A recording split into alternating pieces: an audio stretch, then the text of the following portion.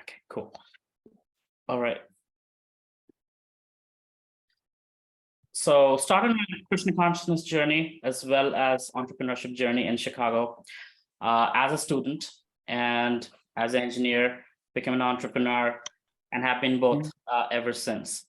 So while being in college activities, I learned the use of social media and was able to get students from various backgrounds, Western, Chinese, Indians, and cater to the content, the need, and the relevancy for them.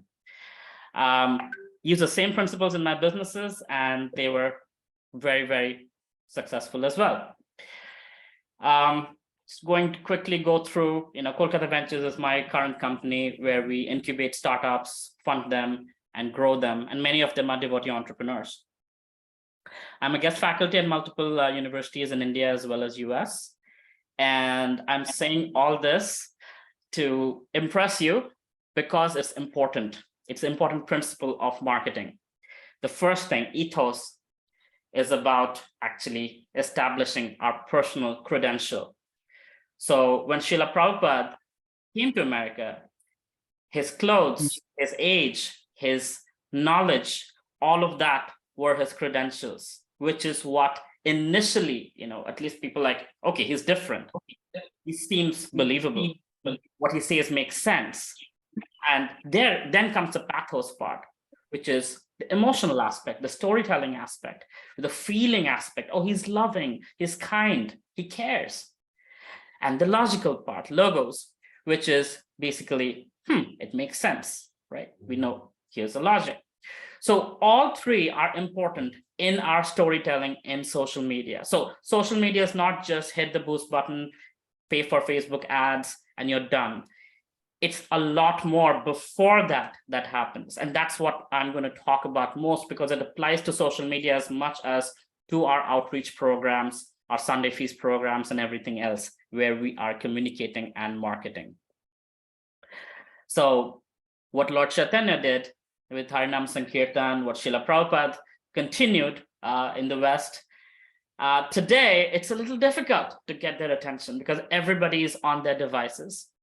And so we are basically talking about this subject because we want to be in those devices and we want to bring the Sankirtan movement into the virtual world where people are living right now. So I want to quickly understand who I'm speaking with. So in the chat box, if you can very kindly just tell me from 1 to 10, how social media savvy are you? 1 being, I don't know what Facebook, YouTube is, and 10 being I'm running ads and I'm posting every week, So between 1 to 10, how would you rate yourself? Okay. This is a very qualified group. Good. I was one time in the UK talking to a group of leaders who had never heard of Facebook. They asked me to talk. Okay. All right, got it. Okay, we have 1 and 0, couple of 1 and 0s. Okay, so I will go a little more detailed then for some of us. So Facebook is complete time waster, right? I have 5 minutes, I'm stressed out, and I just want to waste time. That's what Facebook and Instagram is for. Instagram is for mostly millennials. Facebook is for everyone, from middle-aged housewives to kids to senior citizens. Everybody is on Facebook, just consuming content, swiping through. Now, there's a difference of speed with which we swipe. Please understand that. It's actually important. A teenager swipes at this speed. A 30-year-old might swipe a little slower. A 50-year-old would be actually reading most of the content, right? 50 plus, that's what it is. So if you want, so you need to know who you are targeting. If you're targeting the younger crowd, you better be out of the box, weird, crazy, funny, emotional, whatever it takes to grab them, to stop them, and show them what you have to show. the 40+-year-old, the 50+-year-olds are easier because they are more detail oriented. They are not from this generation who doesn't have an attention span, right? So now going back to these, Facebook is for wasting time. Google, when people search on Google, they have an intent, right? When they're searching on YouTube, they have an intent. It's a search engine. So YouTube is the second largest search engine in the world after Google. So the intent is very clear. So people actually spend time when they see a content that they like, what they're searching for. If it is ISKCON discourse on Bhagavad Gita in Spanish, and they find somebody that looks trustworthy, Tilak and everything, they might actually watch that content, right? In the LinkedIn, it's business folks. So if you're doing corporate outreach, you're fundraising, you want to be trusted in the world of people who are in the corporate, who don't have time to waste, who mean business. This is a place to be, right? And that means if you're dealing with parenting, the parents are here. If you're dealing with, work-life balance, they're here. If you're talking about stress management, those folks are all here, right? Very serious platform and very, very effective platform. Now, do not upload duty pictures here, because that's not what this place is for. This is more about helping people be more productive, right? Facebook is more entertainment, education, getting people to get to know you. You're kind of being social, you're being friends, you're being casual. Instagram is you're being funny, you're showing off what you have, right? YouTube is more longer videos, longer content, where people are more committed. They're searching for you. When they find you, they stick with you, they watch you, they subscribe, they connect, and they stay, they keep coming back to you, right? It's a more committed audience. But it's very hard to come by because a lot of competition. And then there is WhatsApp, right? If you want to do project management for your temple, if you want to just make sure how your Bhakti Vriksha is doing, how the congregation is doing, there's a great place for daily inspirations or staying connected. Hey, how's your grandmother doing? All of that day-to-day stuff, right? So I'll pause for a second and just see, is there anybody confused about what these stand for? Anybody has any questions? If not, I will move on. You can always, if you're shy to ask, you can ask in the chat section as well. Moving on. We think we are all unique and different, but our behavior is predictable based on our past action. That's why artificial intelligence works so well. So there's a reason why you go on Facebook for just checking something and you get stuck for 45 minutes. Same with YouTube. Netflix knows what movie is 90% meant for you. How do they know? Because we are all very, very similarly designed beings. And as a result, artificial intelligence can actually box us, understand who we are, and show us the content that will keep us engaged, and we can't give up. We can't unstick ourselves from it. Vikas Pathak Prabhu is asking a question. Prabhuji, what do you think about Twitter? Twitter is more like ISKCON News, where you just broadcast, right? No one talks to you. You just broadcast. If you are a celebrity or a brand or a temple and you want people to just know and you don't want to hear back from them, that's your place to be. But if you want to build a relationship, a connect, that's where the other social media platforms I was talking about is more relevant. Again, if you're in PR and media, again, Twitter is a great place for that. Now, we need to understand how social media works. Before social media, there is a substance, that is ISKCON. What Prabhupada has given us, our Sunday feast, our Harinam, our philosophy, our food, our relationship, our lifestyle, all of that. Now, content and connect. So we create content, videos, pictures, text, excerpts, poetry from that, and in such a way that it connects with people. It connects with their needs and concerns. They say, I get that. Oh my God, that is so relevant. One time I was giving a tour of the temple, and this Western lady walked in, and she saw Shishi Kishore Kishori, and she said, "Who's that lady next to God?" I said, "That's the female version of God, Radharani." I always knew God had a female version. I can relate to that. I could say she's a feminist, but she was so happy to know that there's a female version of God, right? And that's the way I put it. And that's what social media is. You don't just say what Prabhupada said in 1965 in the same words. Just like Prabhupada took Vishwanath Chakravarti Thakur's words and Baladev Vidyabhushan's words and made it relevant to us, we have to make it relevant for today's generation. And that comes before we actually go on social media. So we can't compromise with our principles. We have ISKCON. We have a lot of things that we can make content out of. We create a content that is relevant for people, that people can say, "Wow, that's awesome. I didn't know that. Oh, vegetarian food does this to you. Oh, meditation can reduce blah for you, make your sleep better," whatever, right? So we create that's relevant, that wow factor, and we connect.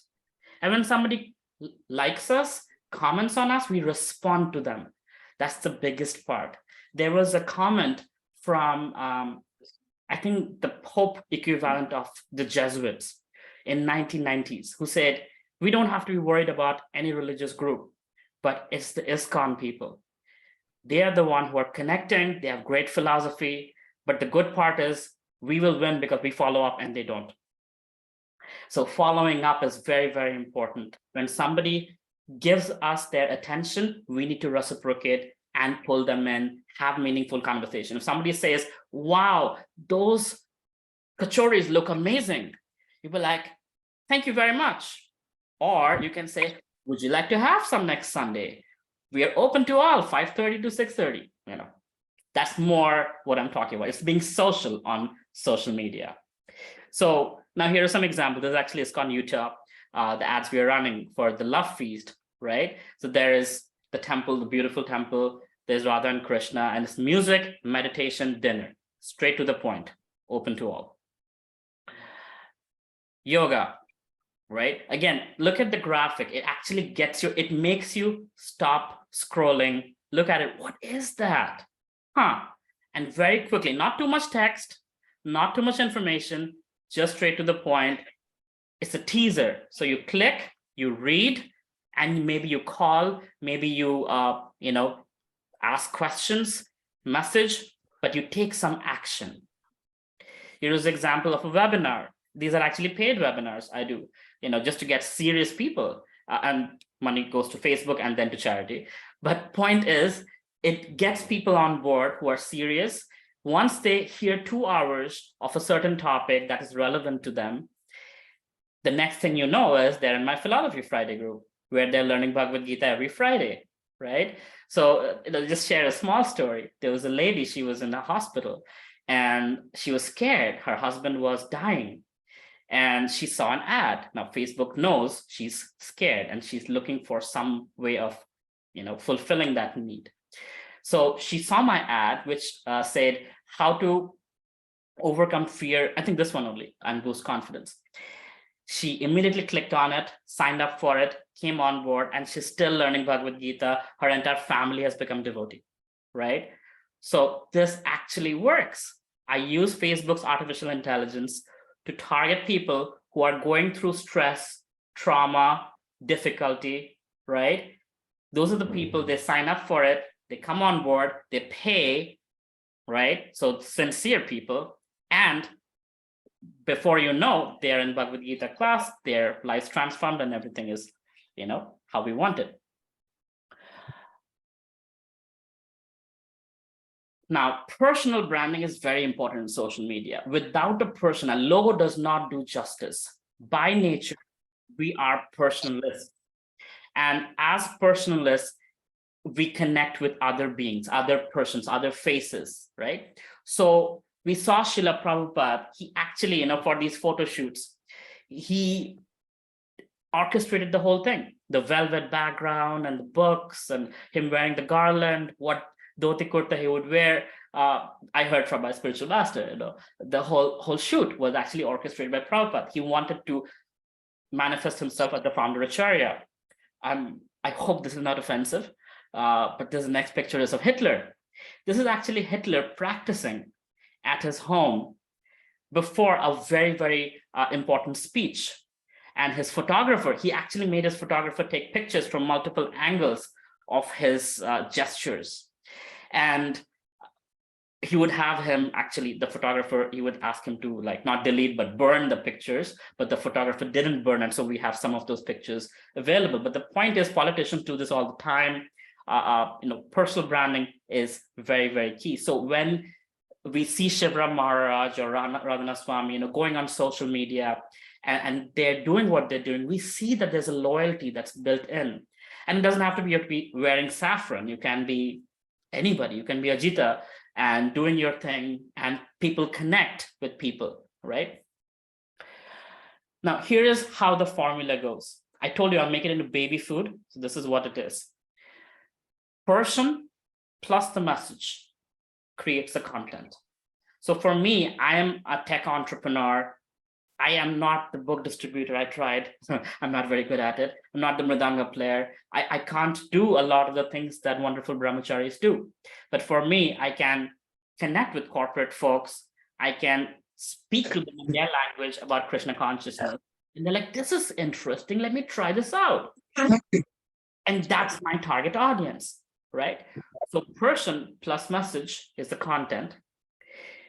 We create the content that connects with people, and then there's engagement. So engagement means likes, shares, subscribe, right? So they somehow connect with you and they want to hear more of your messages. So they're saying basically, I don't want to forget you. I liked what you said on social media, and I want to keep hearing more about you whenever I open this app.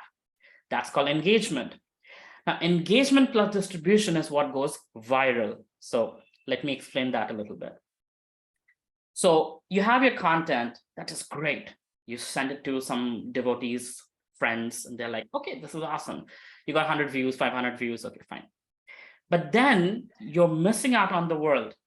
So there are ways of distributing a message. When you see this is a good content and it has the potential to get a lot of visibility, what you do is you take that content and you share it on LinkedIn in the way the LinkedIn world works, the corporate world works, right?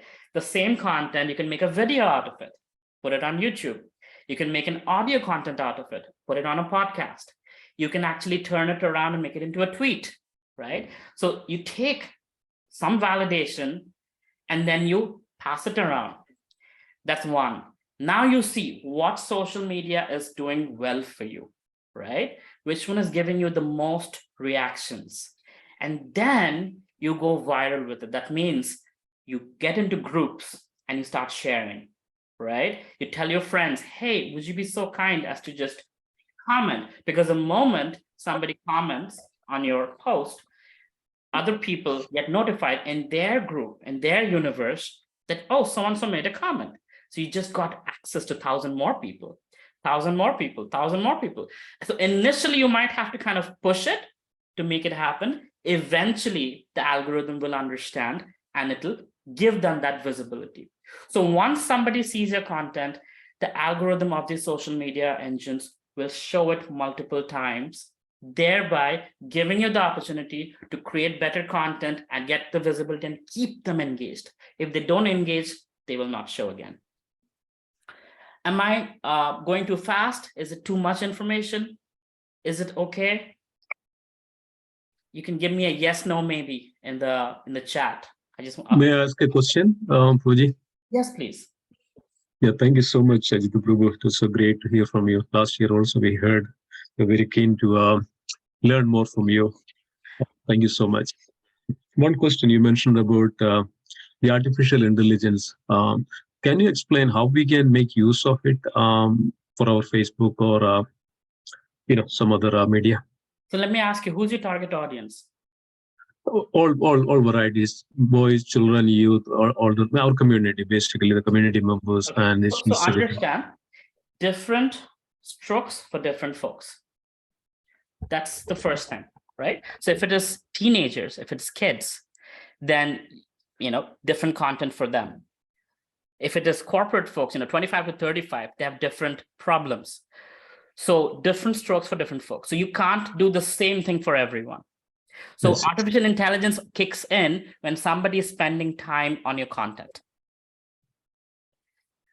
Whether they're commenting, spending a lot of time writing a comment, or liking or sharing, or asking you a question on Messenger, if they're spending time on your content, that means the engine understands, so if Joe Schmo likes your content, there are 10,000 other Joe Schmoes. Let me show it to them as well. Maybe that they will like it as well, right? And if 300 of those out of the 10,000 actually click and watch, oh, I get it. There is something that hones down now, right? Okay, it seems like it's not 35 to 45. It's actually 35 to 37. Let me show more to those guys. So it kind of plays with your content and tries to see who's actually giving it attention, who's stopping the scroll, who's slowing down, right? And then it understands, this is your audience. Now, of course, pay to play. You can pay and you can target and you can go to the people exactly who you want to see the content. That is also there. Can you explain how to pay that? We pay to the Google, and they will exclusively show this now. That's a whole different topic altogether. But paid ads is basically where you're telling Facebook, hey, Facebook, I want people aged between such and such in this. So let me give an example of Charu Prabhu, right? Utah. So, okay, he's like Spanish Fork and this other temple, and they're in this periphery. So just in that area, I have geotagged it. Not people from Bangladesh. Most of your Facebook pages, you will see their Facebook likes from Bangladesh and India. That's not helpful to your temple, right? So when I'm paying for it, I'm actually geotagging it to that geographical area. So it's only those localites who get to see the ads, and I want them to take an action, right? So if it is sign up, book now, buy a ticket, message now, whatever it is, I can customize all of that. And Facebook will charge me for the visibility and the clicks and the actions. That's called Facebook ad. Right? Google does the same thing. I can explain this further on a one-on-one session. So for everyone who's here, I'll be happy to give a 15-minute one-on-one session. And if you have individual questions, I'll be happy to take them. Oh, there are 16 questions already. All right. So I hope this part is clear, right? Personal branding, a person giving a message creates a content that connects, creates engagement plus distribution goes viral, just like a fever or COVID, where, before you know, like lots and lots of people are talking about you or talking about the content, and you're getting huge visibility. Like my first TED Talk, it actually helped me create an entire Bhakti Vriksha online. That time Zoom wasn't there. It was Skype, 2013, right? I was like, I don't know what I'm speaking, God. But that TED Talk actually helped me create an online Bhakti Vriksha from all over the world. And they're still going on. They're learning Bhagavad Gita, Ishopanishad, and the whole Bhakti Shastri. It's fantastic. So that's what it means to be viral, that people you don't even intend, suddenly they're sharing with others and you don't even have control over it, and it's all over the internet. Now that happens with good things and bad things, right? A devotee does something wrong. Oh boy, we know how our sannyashis and GBCs have been heckled, unnecessarily. But good things go viral as well as negative things go viral as well. Now, what makes things share worthy? What would make people share your content, right? So being social means sharing things, sharing and caring. So being emotionally impactful in storytelling, what does that mean? That means I'm not just a radio show where I'm just telling you, oh, this is what Bhagavatam says, right? I need to be able to be in a way where somebody's watching me and they should feel I'm talking to them. I understand them. I can feel their pain, and I'm a friend, right? They're like, I get it, and we connect. You won't believe me how many love letters I get, right? How many women have crushes on me because they feel they know me. And it's like almost a right. They're like, I know everything about you. I've watched 300 videos of yours. I'm like, I don't know anything about you. And, but the point is that connectivity is very powerful, right? It can go in different directions, but I have also, brought in that loyalty that brings them closer to Krishna, right? Where they want to know more about Krishna. They join, they want to commit, right? So you're able to do that while you're sleeping, somebody's watching your video and they're connecting with you, they're connecting with your content, and they're coming closer to Krishna. And before you know, they have a basic understanding of what Krishna consciousness is. Now they want to go deeper, right? That's what courses are all about. You create Bhagavad Gita courses. Many devotees have done that, and it has helped people tremendously, and they want to take the next step. There should be a surprise element. Social proof. Social proof means so-and-so is doing it, you should too. There's 10,000 other people doing it, you should too. Like Prabhupada, where he was asked, how many disciples do you have? I have 10,000 disciples, right? Social proof. Presentable look. It's important that how we carry ourselves. Not saying that you have to wear a Rolex watch and this and that, but being presentable. Local language always helps. If we are speaking without translation, or a local person is speaking to a local audience, that is always more effective than an English-speaking audience talking to a non-English-speaking audience, right? And command to action. Basically, I'm giving you something to hold on to. Like, if you do this, you can email me and I'll send you a free Bhagavad Gita, or you do that and I'm going to, give you a meditation lesson. I used to do this little, on Craigslist. So this was like social media was brand new. So it wasn't as sophisticated as it today. So on Craigslist, you're all Americans, so you know this. On Craigslist, I would put up listener to you. I'll anonymously listen to you. And if you want to meet, I'll be happy to give you a meditation lesson. So any Tom, Dick, and Harry would call me, talk about their issues with obesity, with sexual orientation, with financial problems and whatnot. I would just listen, right? And eventually they would build trust and they'd be like, I want to meet you. I want to know more about spirituality. And I'm like, if you allow me, I'll tell you. Okay. And they would come, they would chant, they would take a little box. We had a meditation box, and they'd become devotees and keep coming back, right? From problem, from breakup, from difficulties to devotees. Oh, I like that, difficulties to devotees. All right. So basically, what do people share? Anything that is brag-worthy, right? Something that makes them tell others, oh, you want to watch this? Oh, this is so cool. Oh, this is going to make you cry. Or this is going to make you laugh. Or this is going to make you angry. Watch it. This is awesome. I tried it. It worked for me. It'll work for you too. So they want that social credit, right? That's why they share. So you have to make them look good towards their friends. That's the kind of content you create that they want to share with others. These are the breakups I have, right? In social media, generally, this is where you see the behavior changes that happen. 18 to 30-year-olds, you can go further, but 18 to 30-year-olds generally are dealing with breakups, money, career. They're not married yet. Post-marriage, there's parenting, health, management, corporate politics, and all of that. 45 to 60, they're dealing with midlife crisis, health issues, relationship issues, loneliness, sometimes, losing their job and not finding another job. Like, these are basic ideas. So once you understand it, now you can say, hey, you know what? I relate to this audience. And then you go on Quora and you see what kind of questions are being asked by these people. And then you understand, this is the kind of content that people are asking a lot and they want an answer. And I have a wonderful Krishna conscious answer to it that I think I can make it relevant. So you answer it on Quora and see how people react. Oh, they reacted well. Now you take that same thing, turn it around a little bit, put it on your Facebook or LinkedIn and on your social media. So with validation, this will work well. This is something people are looking for. And it's kind of like a hack, right? Where you're able to cater to your audience, to their needs and concerns, and share Krishna consciousness.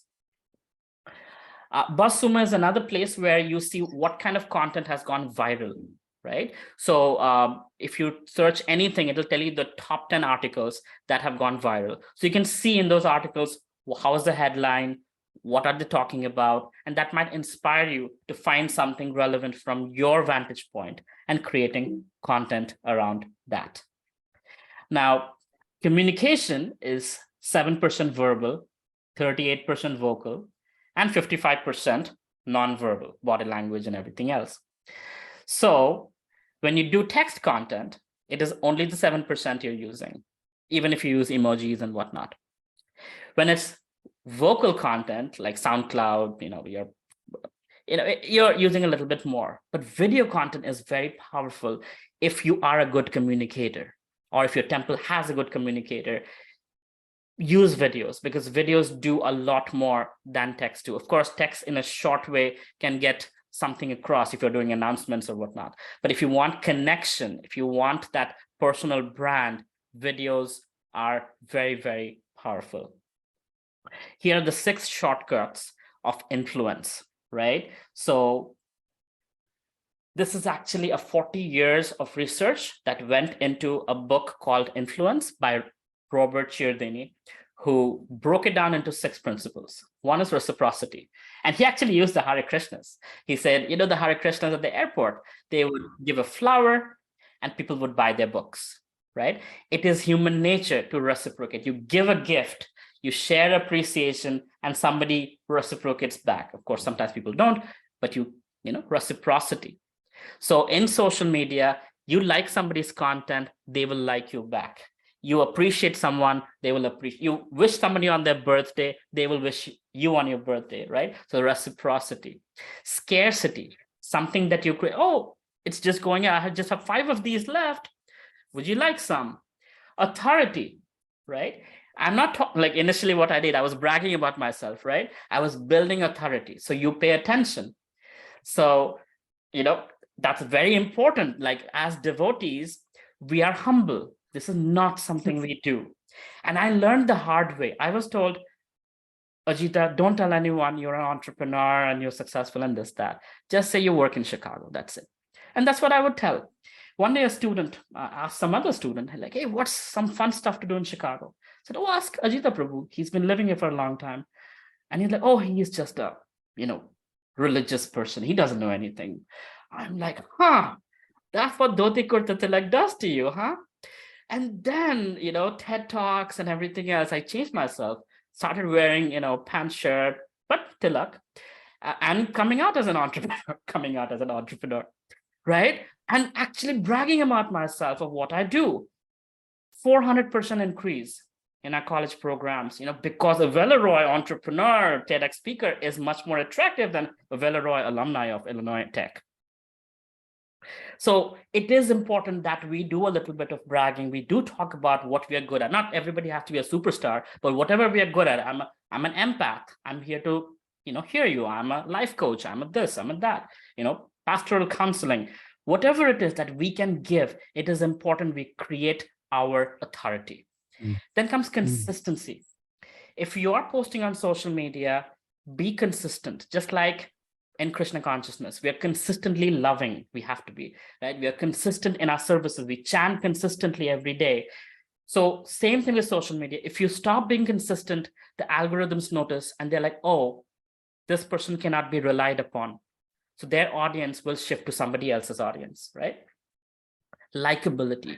You need to be likable. People should smile. Like I had a very big problem, I would speak all these on these videos and I'd be like, totally like very serious face.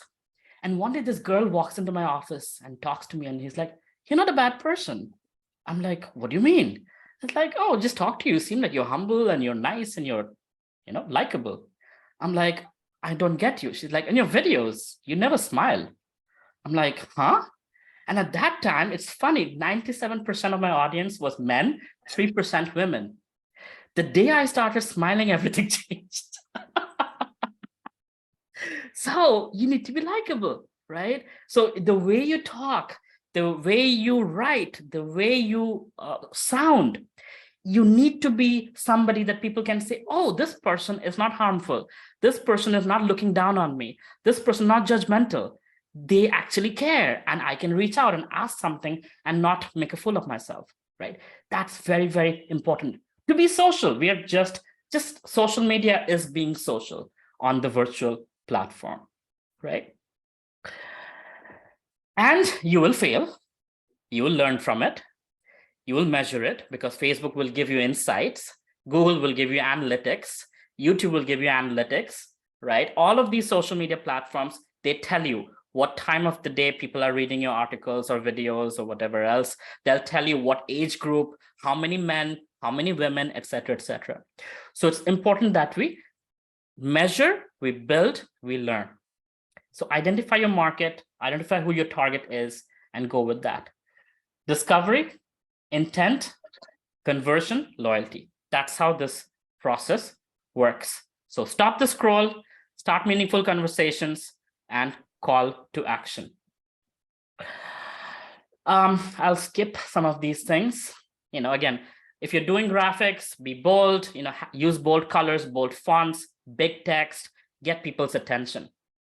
Earn trust, like I said, with credibility, with logic, with conversations, and call to action. Get them to click on your WhatsApp button or donate or volunteer, go to your website. It can be a million different things. And it does take time. So please understand, it won't happen overnight. Hare Krishna, everybody. Welcome back. I was able to join the fundraising presentation for a short time. I didn't get a chance to jump around to Ajita's, but I know I've heard Ajita give presentations in the past. I'm sure it was very exciting and informative. I know in the fundraising group, nobody wanted to leave. We had an option, push the blue button and you can go back, and everybody stayed to 51 seconds, 49 seconds, 47 seconds. Very, very helpful. I want to give each of our two presenters a chance just to maybe summarize. We've got about 5 minutes, just 3 quick things you'd like to reinforce with the people you've spoken to, or those who didn't hear from you. What are the 3 takeaways you'd like them to know? Okay, I'll just go first. Ajita Prabhu looks like he's waiting. Okay, 3 quick things. Learn the needs, interests, and concerns of your own congregation and the donors or potential donors you're approaching. The more you're in tune with what they're looking for, the more you'll be able to touch their hearts, the more you'll be able to inspire them, because everybody wants to give. And we have the product, we have Srila Prabhupada and everything Prabhupada taught. So if the more we aligned with that, the more successful we'll be with our fundraising ventures, our fundraising programs, and so on. And let us give up a fear of reaching out to people, because we are giving them an opportunity to be Krishna conscious. And so whether it's fundraising, whether it's sharing anything else in Krishna consciousness, we have to just be aligned with that message. Thank you. Hare Krishna. Great. Ajita Prabhu. Hare Krishna. Sorry, I went a little longer than expected, that it was cut off right in the middle of my presentation. But what I was just ending with was, now that we know how to stop them, how to, from scrolling, we understand what it takes to get them to like us, build trust, communicate, and, all of this comes in just being social, being likable for, virtually, and being relevant. So I'll just quickly share my screen. So if anybody wants to ask questions, they can schedule a 15-minute session by going to aveloroy.com/contact or WhatsApp this number, or connect with me on social media. I'm the only Avelo Roy in this entire world. So I'll be happy to take your questions and guide you through it. And if you need any help with social media, I have a team that can help you as well.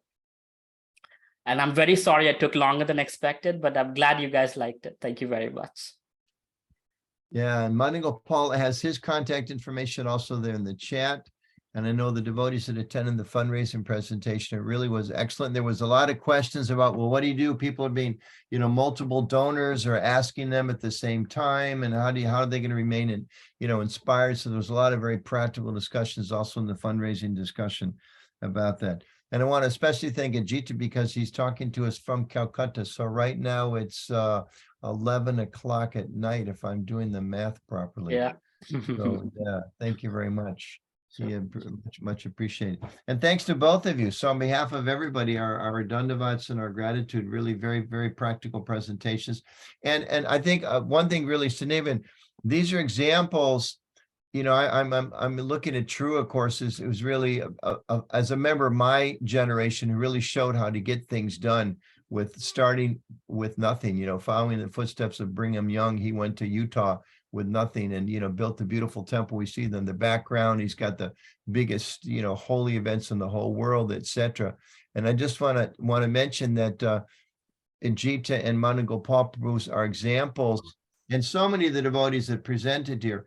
We have levels of expertise and ability and capacities that our movement did not have the first 1 or 2 or 5 or 10 or 20 or maybe even 30 years. We had a lot of inspiration, a lot of very smart people, a lot of people willing to sacrifice their lives, which we still do. But in addition to that, there are devotees with tremendous levels of expertise, and we should all be in the habit of taking advantage of that, because it really is a wealth of Prabhupada's movement, and it's exciting. I'll just mention, you know, sometimes I give seminars of this, that, and a lot of times young people will say something like, I wish I was there in the pioneering years. And I'm always so stunned when they say that, because they think, what are you talking about? You know, the first 500 years from now are going to be the pioneering years. And there's just practically unlimited things that can be done to spread Krishna consciousness. It's not like we've become so big, there's this huge government bureaucracy. You can't move without checking with 8 different agencies to see who's already got it going. So we have tremendous opportunity for progress and expanding our movement, and wonderful resources too. So Ajita and Managopal Prabhu, you are 2 examples of those resources. Thank you. And thank you for making yourselves available to others. We're grateful for that. Thank you, Prabhuji. Prabhu, I wanted to ask, Ajita Prabhu didn't get to finish his presentation, so I felt like hanging, like what's going on? Okay, Jita, can't have you finish it here. What do they do to get the rest? Like I said, we can schedule a one-on-one session. I mean, I'll tell you what I was going to say is basically every temple can have hire a social media manager or have a social media manager. And I'll just share the last screen that I couldn't share. It might benefit everyone. Just give me like 30 seconds, Anutama Prabhu. I'm sorry. No, you got it. No problem. Yeah, that's the last slide basically that I couldn't share. So these are the tasks for the social media manager. Have them take pictures and videos, encourage devotees to take selfies, share content that the temple is creating, and on a weekly basis, have a schedule of content, right? Video, images, quotes, social media, lives, and have a certain keywords and hashtags so that people can find you. The Hare Krishna temple in Houston, or Hare Krishna temple in Chicago, or wherever you are, have certain hashtags and keywords that you want to be found for. And that's the kind of person you're looking for. Somebody who is basically, you know, have human emotions, knows how to use power words, resourceful, adaptive, basically a social butterfly. That's a slide that I couldn't present. Thank you, Prabhu. Vedasar, are you happy now, Prabhu? We can't move on if you're not happy. You're muted. You're muted. There's a small part of me that wanted to see him go through another 3 more minutes of the last bit of his presentation. But if the Vaishnavas want to move on, then I just go with the flow. Veda, you can contact him. He won't give you 3 minutes. He'll give you 15 minutes. 15 minutes. And I think also we're making notes as we go through. We mentioned in the beginning, Kaladri Prabhu, over the year, based on a lot of topics that were brought up here, organized specific Zoom conferences. I think at GT, you did one last year, if I remember correctly. So I'm sure that, you know, GT can be in touch with Kaladri and Kumar and can organize specific events. We're going to call the next one Veda Sara Continued. Okay, you already got a really catchy name for the next one that Ajita is going to organize. But in all seriousness, Veda, there'll be follow-ups. We, you know, because of the limited time, we may not get into all the details, but definitely there will be additional follow-ups. Okay, so, and I know Ajita is very, very generous with his time. This is not a one-off. He'll talk to us once and he's too busy. He's very, very generous with his time. We can do like 2-hour sessions, maybe later on, and have a 2-hour session. This is probably going to be interactive 2-hour session on fundraising. We can also do, and this way we can do very slowly and deeply. I think it'll benefit, and it can be to the whole audience who's attended here and whoever wants to come. So we can do that. Absolutely. I'm not married, so I have a lot of time. I'm married, so I have even more time. Okay, so we have one infomercial, very important one. Before we take our break, we're actually scheduled for lunch at 12:40. So we may need a minute or two longer than that, but let's see if we can finish up on time. Radha Bhakti Dasi is here to talk about the mentorship program that she's worked with and how we can start one at our temple. So Radha Bhakti, I see you're featured on the screen here. We'll turn it over to you. Thanks for being here. Thank you so much. Hare Krishna, everybody. Please accept my most humble obeisances. All glories to Srila Prabhupada. I can't believe I have to follow that and be before lunch. This is the worst possible position you could have put me in, Kumari. Thank you so much. She's my sister-in-law, so I'm allowed to make fun of her. May I please share my screen, Kumari? And just while you're sorting that out, I just want to say there are so many faces here, names of people that I love so deeply. I'm so grateful to be part of your esteemed group. And yes, thank you very much for having me.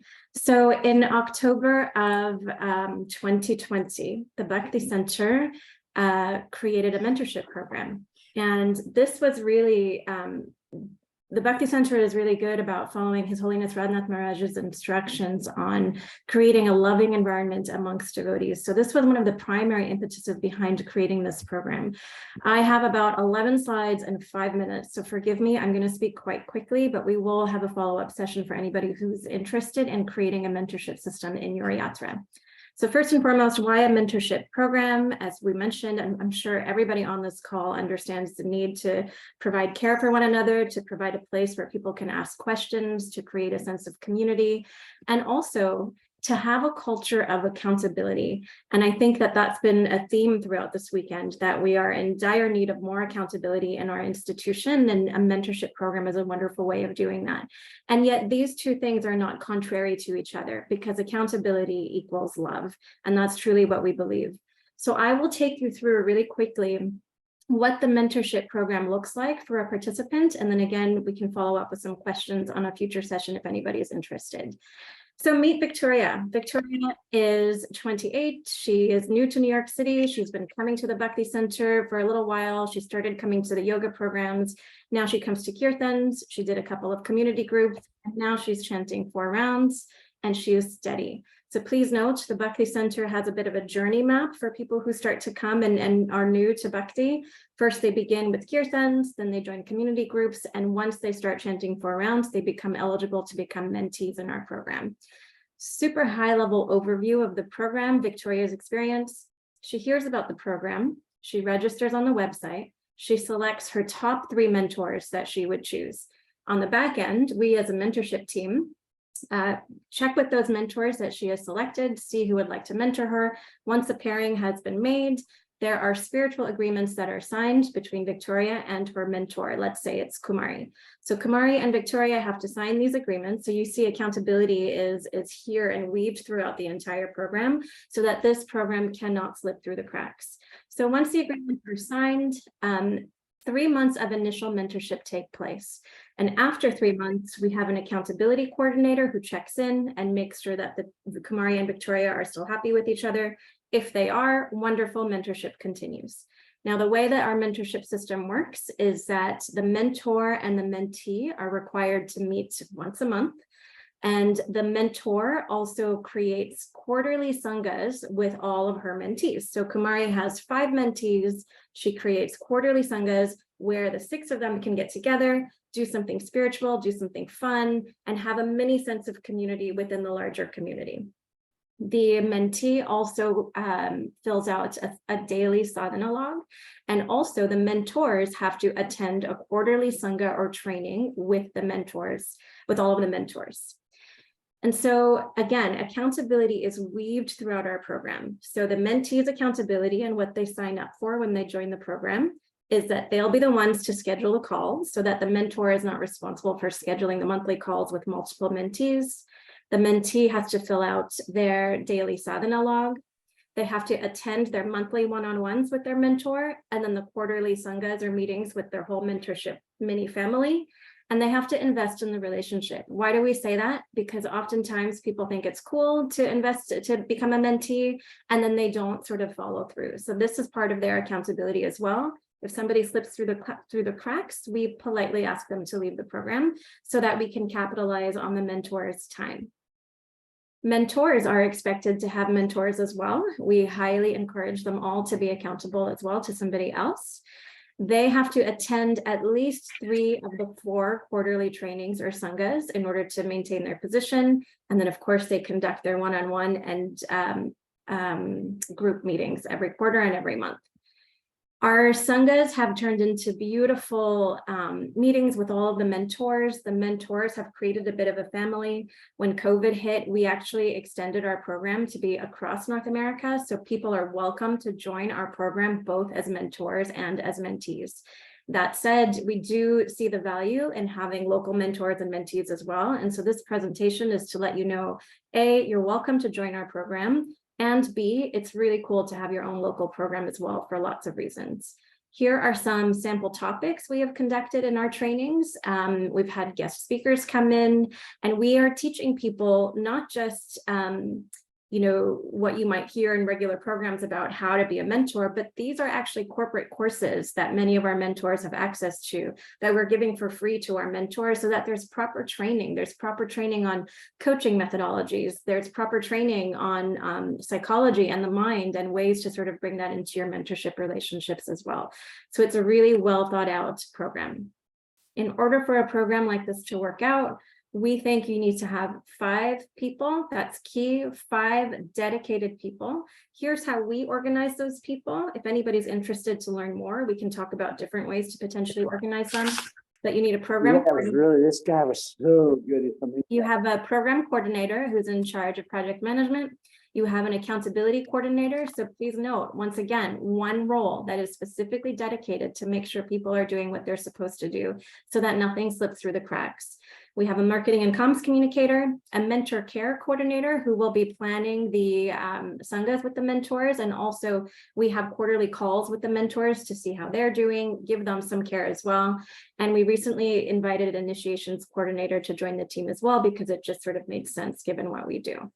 I know that was so fast. If you'd like to learn more, we're really happy to help you set up a program in your temple. Please contact me with questions. And thank you to all the people in Toronto, Chopati, and the Manor who created mentorship systems where we really based ours off of and just added some additional infrastructure. So again, that was probably the fastest I've ever did an overview of this program. Please do feel free to contact me with more questions. And thank you so much. Thank you very much. That was really wonderful. And you did squeeze it between the last Power Pack presentation and lunch, but yours was also very Power Packed. There's all kinds of comments in chat about how important it is. And can you put up there, if you haven't done so, maybe in the chat, so it'll be there, because the slide was there how to contact you, but also in the chat as well. Okay. And again, just remind everybody, don't feel frustrated, feel excited that we're learning about all these different programs. We only get together officially with all of us twice a year. So we want to give you all a lot of interesting opportunities and insights on things that are happening that we can take advantage of. We don't expect everybody to go out tomorrow and be able to jumpstart all of this. I do want to, just before we go to lunch, remind us of one thing, which is sometimes as administrators, there's a tendency to think, wow, the first thing we heard about was great, I'm going to do it. The second one, yeah, I want to try to do that too. The third one, I don't know if I have time to do it. The fourth one's like, forget it, I can't do any of this. This is not the idea. We've got people in your downlines. You've got all kinds of people you can delegate to. That's such an important principle for all of us. So don't just be thinking if you've got time. Think about who might have time, who's excited in the community, in the congregation, and don't necessarily think, the same old people you depended on for years. Sometimes, the new college student might be excited to take up the environmental program, and some lady with 10 kids who's home super busy, but she may not have time to help with the mentorship program, etc. So please consider all the people in your community, take advantage. It's time for lunch, everybody. Kumari Kunti eats fast. So she planned the schedule. You have 35-minute break.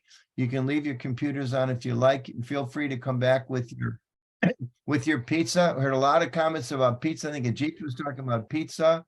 I don't know, Jita, you're going to send some to everybody's house? You're like the social media genius. You're going to disperse pizza to everybody right now? It was Madan Gopal who promised pizza. Madan Gopal, he was the fundraiser. He's going to pay for the pizza that Ajit is going to arrange. I think that's what was going to happen there. Yeah. So we have 35 minutes. So we're going to come back at 1:15. There's a couple other really good, there's a session on intimate partner abuse. We're going to go back and deal with some of the negative stuff. A great presentation by Braj Bihari, unity and diversity, how to cooperate even when our views don't align. wonderful book distribution video from Vaishya Shekhar Prabhu, who was excitement personified, and then a panel on Vaishnavi Diksha Gurus, what's happening with Vaishnavi Diksha Gurus around the world and in North America now. And then we're going to end with the presentation on leadership misconduct in the ministry, what's happening there with Naveen. So lots of good stuff coming up in the afternoon. So enjoy your quick lunch, 33 minutes now, and we'll see everybody back shortly. Thank you very much. Srila Prabhupada Ki Jai.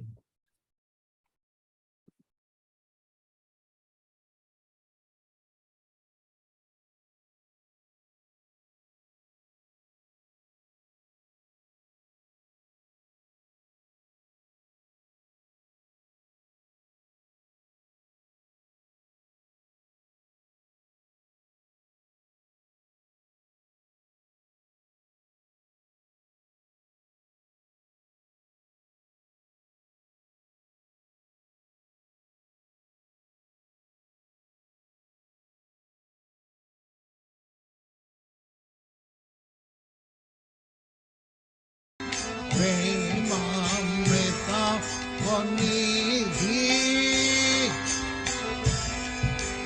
Dhira Dhira Jana Priya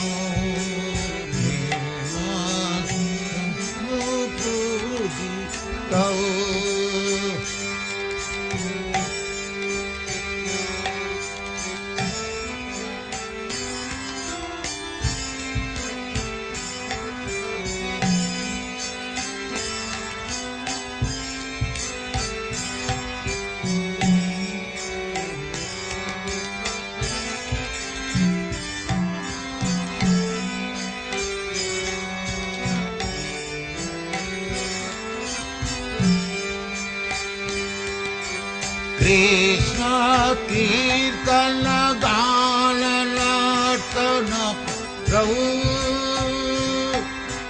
Premamritam Vanidhi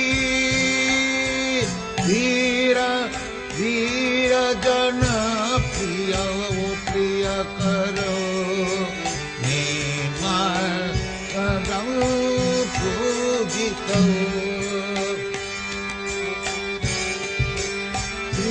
Chaitanya Kripa Bharau Bhuvi Bhuva Bhara Vahan Taraku Bande Rupa Sanatana Raghujugo Sri Jiva Gopalaka Bande Rupa Sanatana